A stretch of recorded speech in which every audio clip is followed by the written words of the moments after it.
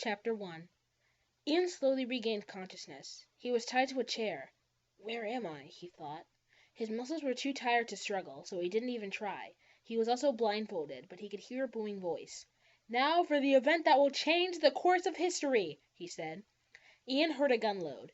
He tried to say something, but he couldn't open his mouth. He felt too weak to do anything. The booming voice continued. "Are you ready?" Suddenly, the shot was fired into his head. Ian was dead. 2 months earlier, Ian was on his couch watching TV. Suddenly, as he was watching the news, there was a news flash. "We have just received word that Ian Jacobs is currently placing a bomb in a middle school."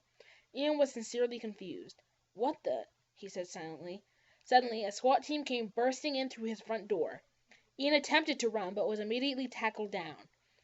The SWAT team member then said, "Drop the bomb!" Ian looked at him confusingly and then said, "Do you mean the TV remote?" The SWAT team member then proceeded to pull out a pistol and aimed it at Ian's forehead. He screamed louder, "Drop the bomb!" Ian then thought to himself, "What does this idiot want from me?"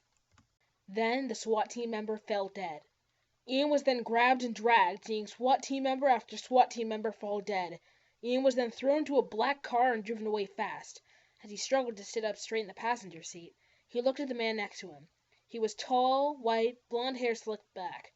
He seemed to be in a black suit and tie. Was this guy from the CIA?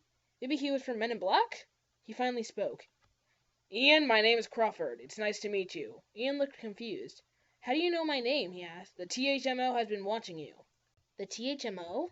"Yes, the Time Hole Manipulator Organization." "Why did the SWAT team come to my house?" "Someone has been messing with the time holes." Ian was more confused than ever. "Why is all this happening to me?" he asked. Crawford turned to Ian. "You're full of questions today, aren't you? Okay, I'll give you a briefing. Someone is framing you for a crime you didn't commit. He or she's also been using time holes to twist the dimensions and send a SWAT team to your house to stop you from placing the bomb in the middle school." "But I wasn't even in a middle school," Ian said. "Why would SWAT team come to my house if I was supposedly placing a bomb in a middle school?" Crawford smiled and said, "Because he or she's been using time holes to twist the dimensions. To the SWAT team, they were going into a middle school, but in reality, they were going into your home." Ian still had questions. Crawford was only making new ones for him.